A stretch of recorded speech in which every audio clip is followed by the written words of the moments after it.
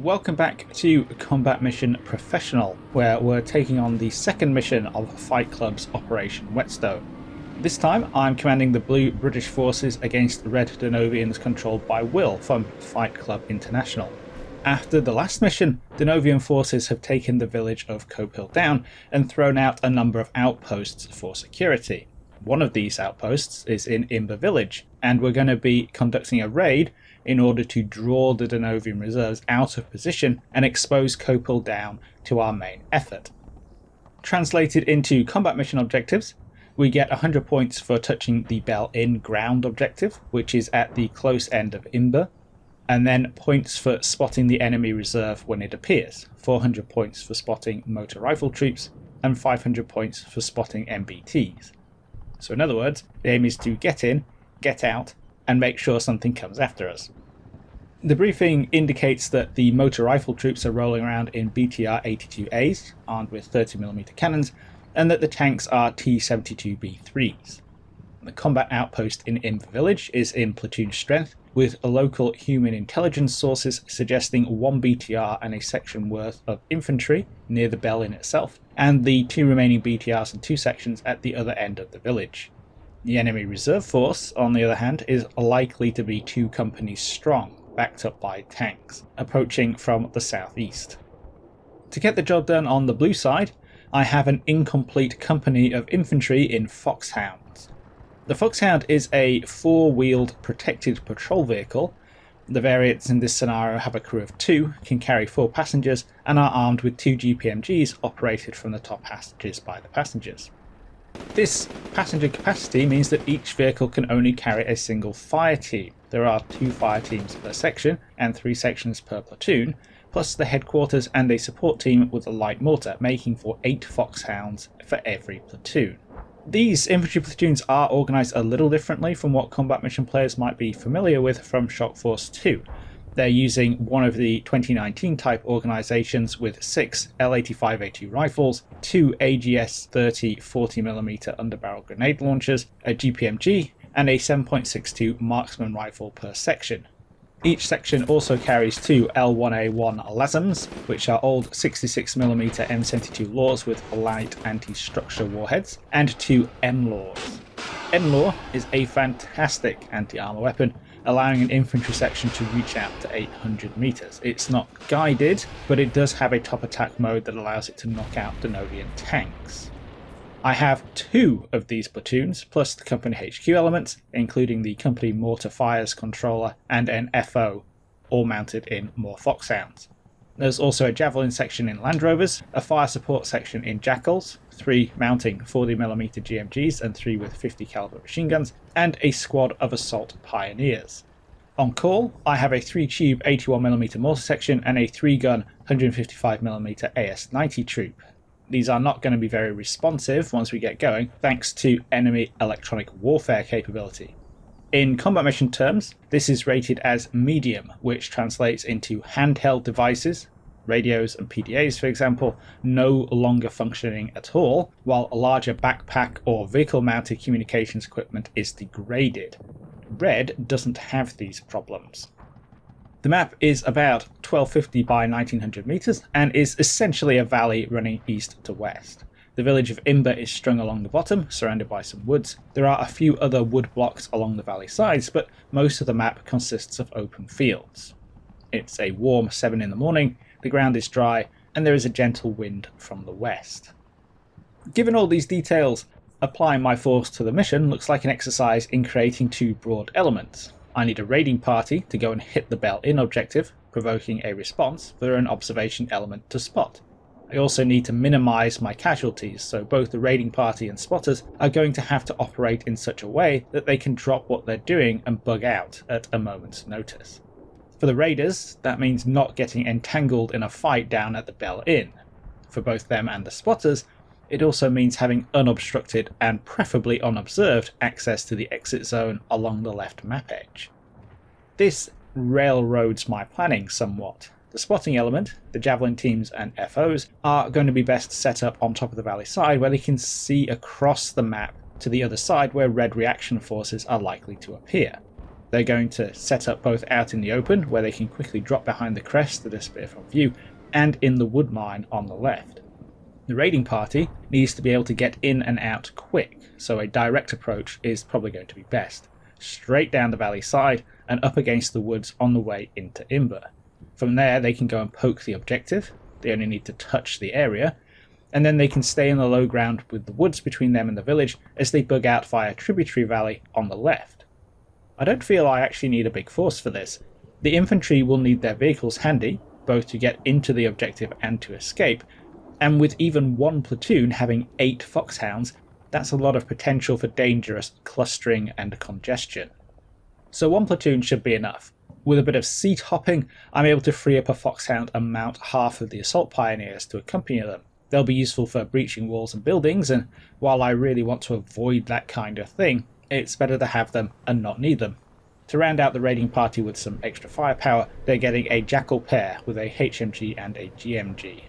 The reserve party is identically organised, and I'm sending them into the woods on my left where they have enough space to lurk under some concealment until they're needed. That leaves the final 2 Jackals on hand up with the observer party as another reserve component. Covering the raiders, I have the artillery. Due to Red's jamming, it's not very responsive, so I've pre-arranged both the off-map assets to hit pre-game contacts uncovered by reconnaissance. There's some infantry in the Bell Inn itself. These start getting pounded by the mortars as the raiding platoon rushes down towards the valley bottom. More infantry contacts hold up in some houses towards the back of the village to get the good news from the AS-90s. The reserve platoon takes up position pretty smoothly, and while the infantry proceeds to hurry up and wait there, the Jackals emerge from the other side of the woods to make sure there's nothing nasty covering the escape route. Luckily for me, a stray 81mm mortar hits something down at the Bell Inn and sets it on fire. This is almost certainly one of the BTRs, which cuts Red's critical starting assets by a third. The 155s, meanwhile, have quickly made a mess of their target, knocking some buildings down in the process, so I start adjusting them closer to the objective to try and block it off from any attempts Red might make to reinforce. As the raiders move into position to start dismounting and entering the woods, one of the reserve platoon Jackals spots a BTR moving up to the crossroads just past the objective. This is pretty much exactly where I've ordered the 155s to come in, but with all the EW flying around, it's going to take a while for them to get on target. The BTR is a concern, but it's currently in a dip behind the houses across the road from the Bell Inn where it can't see the raiding platoon. I certainly want to discourage any attempts to interfere though, so I ordered a left-hand Jackal with the GMG to pepper its general area with grenades. It's lost the spot, but the BTR hasn't moved, and the very first burst catches it with a HEDP grenade. The BTR pops smoke and reverses out of the equation for now. The raiding party, meanwhile, has dismounted 2 sections into the woods. One of these is out in front, screening the platoon from the Bell Inn, while I've detached an anti-tank team with NLAWs from the other to cover the road in case of more BTRs. This is all good, but I'm pretty uncomfortable with actually closing to the Bell Inn itself. My own mortars might be keeping the Donovians in the building pinned down, but they're also stopping me from getting nearer. Adjusting them off will take time, ceasing fire will signal that I'm close, and the difficulties in coordinating forward movement by the infantry with the mortars stopping will give Red forces in the Bell Inn, or anywhere nearby, the time to stand up and get ready to defend themselves. But I don't need to go storming any buildings. The aim here is to attract attention and draw off Red's reserve. So far, the Donovian outpost commander in Imber has seen his troops start getting hammered by mortars and artillery, and he's probably seen a swarm of vehicles coming at him before disappearing behind a wood that is a good jumping off point for an infantry attack. I don't need to actually close the enemy and get into a firefight or anything, I just need to exert threat, which I've done, and touch that objective area for the combat mission mechanics. So, with the BTR up the road too far back to see anything, and the mortars doing their thing on the Bell Inn itself, I take one of the empty foxhounds and run it across the road before turning along a hedge and up to the closest building on the far side, hitting the objective in the process. With any luck, Red has seen or heard a vehicle move up and assumed it's bringing troops up to occupy the buildings. That's a minor bit of deception bonus on top of touching the objective area. Now that that's done, I can bug out. We're only 4 minutes into the game at this stage, but with the only reason to hang around en masse now removed, and painful memories of staying too long in the last mission, I start collapsing the raiding infantry back towards their vehicles. I have gotten careless with one of the trailing foxhounds though, finding the wrong balance between dispersion and dead ground and leaving it too far up the slope. The third BTR, out past Imber's church, spots it and gets a burst in. With all the crew and passengers occupying a narrow space penetrated lengthways by the 30mm rounds, they're all wiped out and the foxhound burns. Much worse, there's a stray explosion on the far side of the escape corridor. That's too far out to be friendly artillery, so chances are it's a Donovian spotting round. Definitely time to move. The raiders are going to need some extra support though. I don't want any more surprise keyhole shots through the woods as they leave. The AS-90s have now adjusted over, adding their smoke and dust to that of the mortars, and I ordered the jackals up into the corridor to pop smoke. They run into a sky full of cluster munitions. The Donovians have evidently gotten their eye in. Miraculously, none of the sub-munitions actually hit the jackals, but it's given me pause about making a dash with the raiders. The reserve platoon in the woods is ready to go though, turning around and moving off. It's very well timed. As the last foxhound disappears in the exit zone, the whole road through the woods is deluged by that Donovian cluster artillery. That seems to be it though. With the enemy artillery targeting the wood and then stopping, the escape corridor is now open and the raiding party are able to slip away through the massive curtain of smoke created by the jackals. Delayed by a brief bit of bogging, the final foxhound pair bugs out in the 8th minute of the game, just as the front runners of the Donovian reaction force appear on the far side of the valley. There are only 3 BTRs, something in line with a Soviet-style combat reconnaissance patrol, and the javelins quickly knock 2 of them out. But spotting 3 BTRs isn't enough. I need to see more to confirm that the raid has drawn a proper reaction. This arrives 3 minutes later. A full BTR company on the valley side opposite the javelins, plus what looks like a tank platoon further east opposite the village. Some of the BTRs immediately open up with prophylactic 30mm cannon fire, but I've been careful to shuffle my anti-tank teams around since their last launches, so it's mostly ineffective. The javelins retaliate, quickly knocking out 3 BTRs and a T-72B3, but they draw fire in return. The leftmost team in the woods is pinned by 30mm cannon fire and then killed by a 125mm high explosive shell, while one of the Wimics I'd left behind for a quick getaway is destroyed by another tank. I pull the remaining teams back towards the exit, losing another man in the process as red artillery starts falling on the hillside. The rest of the javelin teams make it, though they abandon the other Wimic in the process. And with that, it's all over. I no longer have any forces on the battlefield, so we come to a ceasefire. It's a tactical victory for the Brits. I've managed to get in and touch the Berlin objective, and spot enough of the incoming tanks and motor rifle troops to get 504 victory points, compared to the 186 that Will got for causing casualties. Overall, I've lost a total of 10 men incapacitated, 6 in the destroyed Foxhound and 4 men from the Javelin teams.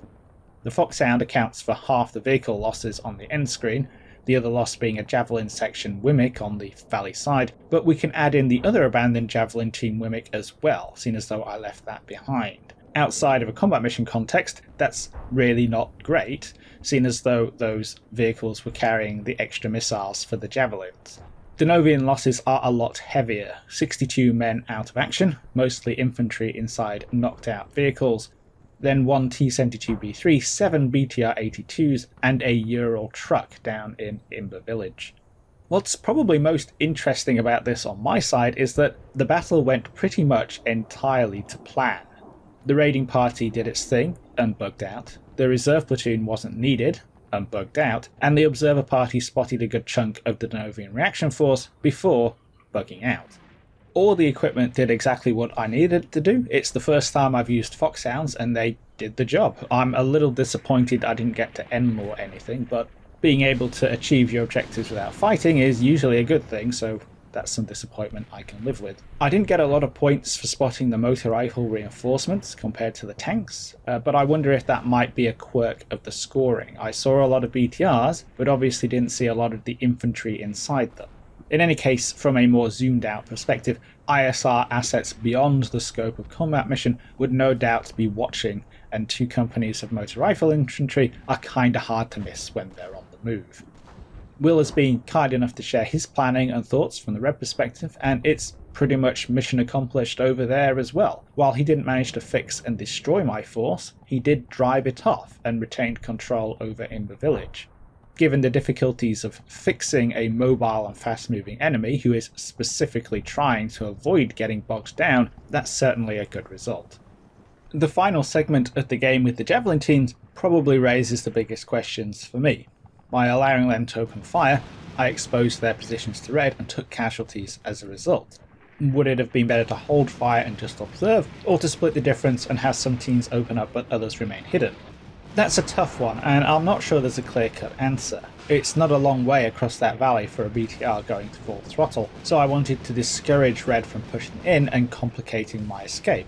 As a bonus, inflicting some not inconsiderable losses on the reaction force would emphasise the threat that this little decoy operation posed. Ordering the Javelin teams to fire 1 missile and then run would, in a way that's difficult to pull off in combat mission, probably have done a good job of keeping casualties down, working on the assumption that there would be other assets ready to do the observing. I was tempted to leave another unit in the wood to act as a more passive observer, but ultimately decided not to because I thought it was too obvious a position and likely to get hit by the arty. Speaking of artillery, I got pretty lucky in this battle. Not only did the mortars score a lucky hit on a BTR and knock it out early on, but the contact icons I targeted with the initial AS-90 strike turned out to be some very important Red assets. The Donovian outpost platoon headquarters, plus an attached air controller team and a mortar battery headquarters. It looks like the platoon leader's radio man got away, but everyone else was taken out of action, along with a nearby fire team. That really tilted things in my favour because of the restrictions on artillery usage modelled for the Donovians. The starting force only had 4 units capable of calling for fire, and 3 of them were under that initial AS-90 strike. Will had a lot of artillery, 2 platoons of 122mm guns and 2 platoons of 152mm guns, but rapidly ended up with only the platoon leader's assistant and an FO in an observation post able to bring them into action. Even so, the FO was on top of Hill 83 looking over the escape corridor where it could see my reserve platoon lurking in the wood, and I was only really able to escape all the cluster artillery because I was moving faster than combat mission allows artillery adjustments to keep up. In other words, this one was probably a lot closer than it might look. A couple of different decisions on either side and I could easily have ended up taking much higher casualties. The mission is just part of the shaping operation for mission 3 though, where blue forces are heading back to Copehill Down.